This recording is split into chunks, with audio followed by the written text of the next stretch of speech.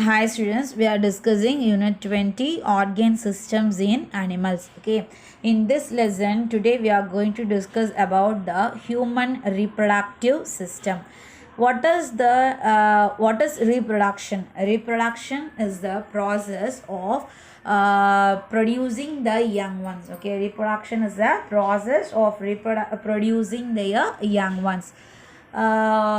Or otherwise it is the basic physiological functions like respiration, excretion, circulation to produce the young ones. Okay, as young ones produce பண்ற ஒரு common physiological functions. Okay, எப்படி respiration, excretion நம்ம பாடியில் நடக்குதோ likewise in the reproduction is also a common physiological function அப்படின்னு சொல்லிட்டு சொல்கிறோம். Okay, and what is the need of reproduction? Okay, reproduction எதுக்காக நடக்கணும் அப்படின்னா to maintain their species in the world. Okay, to maintain their species, to maintain their population, to increase their population. So each and every organism trying to overcome the other organism. நாம தான் பெரிய ஆளா இருக்கணும் அப்படின்னு ஒவ்வொரு ஆர்கானிசமும் நினைச்சிட்டே இருக்கு. ஓகேயா, so that only அதுக்கு ப்ரூவ் பண்ணுறதுக்காக தன்னோட பாப்புலேஷனை இன்க்ரீஸ் பண்ணணும் அப்படின்னு நினைக்கிது. ஸோ அப்படி அதுக்காக என்ன பண்ணுது அப்படின்னா அதே மாதிரி தன்னோட ஜென்ரேஷன்ஸ் இந்த வேர்ல்டில் இருந்துகிட்டே இருக்கணும், நம்ம ஸ்பீஷீஸ் இல்லாமல் போயிடக்கூடாது அப்படிங்கிறதுக்காகவும் the organisms are reproduce continuously. Okay, to maintain the species, okay, and to maintain the population in the world, the organisms involving in the process that is called as the reproduction. Okay, the capacity to reproduce is one of the most important characteristics of living being. There is a distinct sexual dimorphism in human. Okay, humanல வந்து பார்த்தோம் அப்படின்னா sexual dimorphism வந்து நல்லா டிஸ்டிங்க்டாக present ஆயிருக்கு. Okay, டிஸ்டிங்க்ட்னா நல்ல தெளிவாக தெரிகிற மாதிரி அப்படின்னு சொல்லிட்டு சொல்கிறோம்.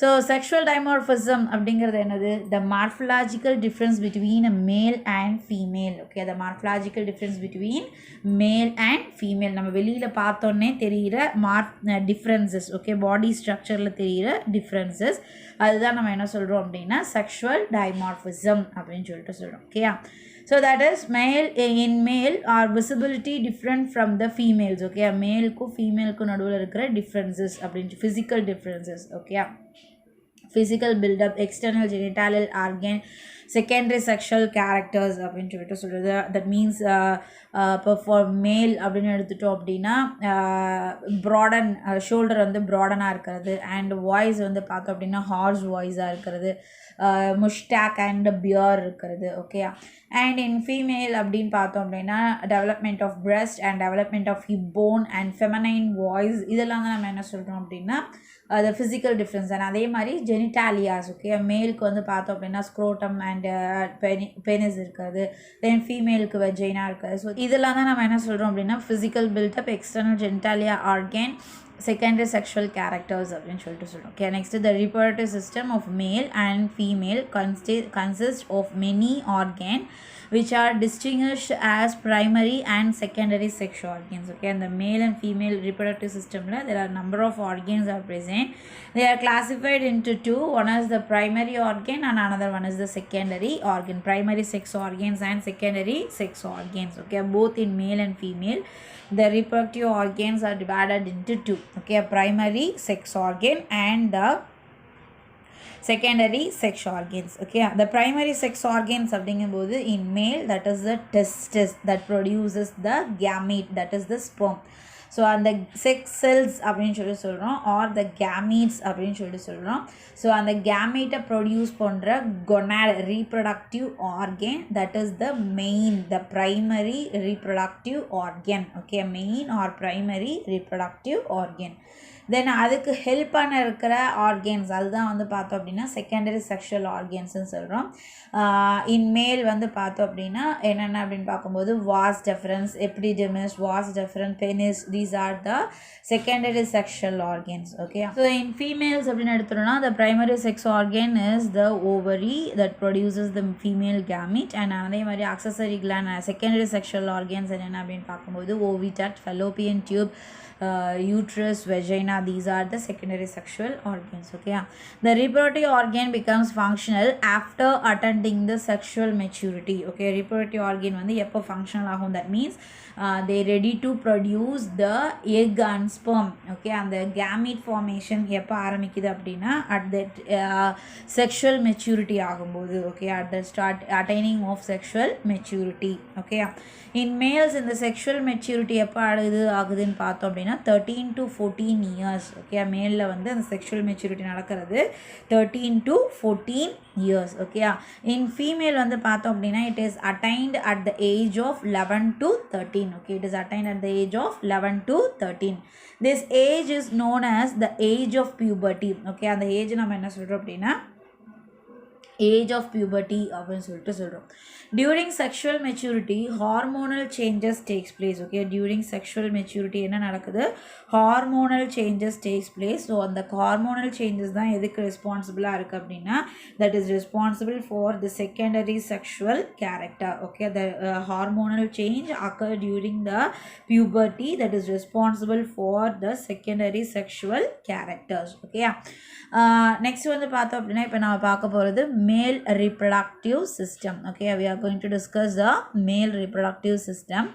The male reproductive system that consists of testes, that is the primary sex organ. Okay, so next வந்து பார்த்தோம் அப்படின்னா scrotum, vas deferens, urethra, penis and the accessory glands. இதெல்லாம் வந்து பார்த்தோம் அப்படின்னா secondary sex organs அப்படின்னு சொல்லிட்டு சொல்கிறோம். Okay, so இப்போ இங்கே வந்து பார்த்தோம் அப்படின்னா this is the male reproductive system. Okay, a male reproductive system, a pair of testes that is present here. Okay, a pair of testes is present. Okay, and the testes are ovoid in shape, oval in shape. Testes வந்து என்ன shape அப்படின்னா oval in shape. Okay, the testes are located in a loosey ஒரு soft membrane, ஒரு soft skin like bag. Okay, ஒரு soft ஆன ஸ்கின்னியாக இருக்கக்கூடிய ஒரு bag.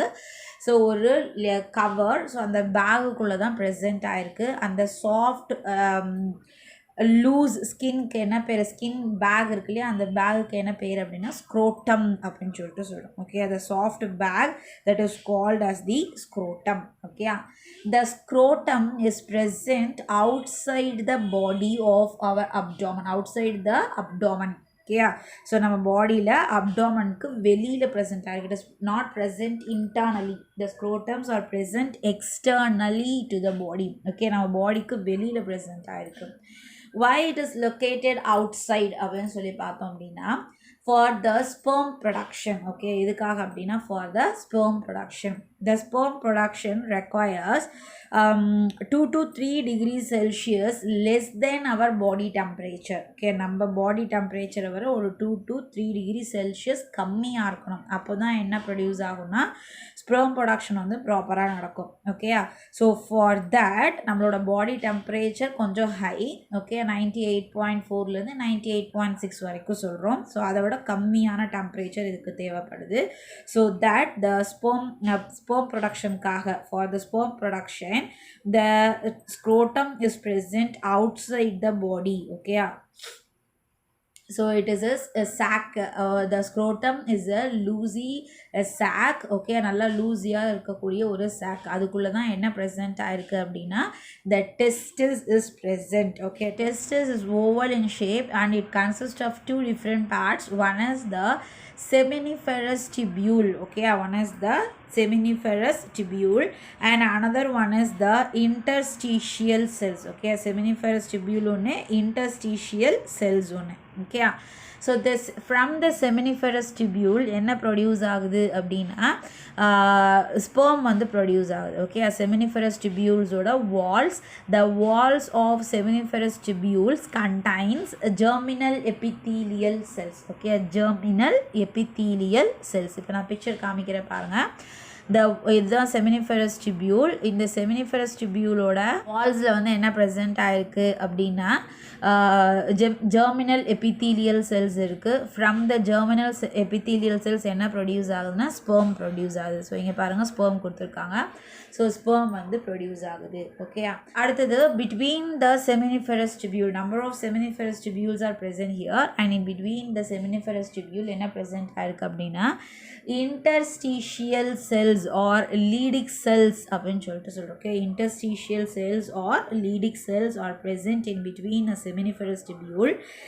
These interstitial cells or Leydig cells that secrete a hormone called androgen or testosterone. Okay, that secrete a hormone called testosterone. It is the male sex hormone. Okay, it is the male sex hormone.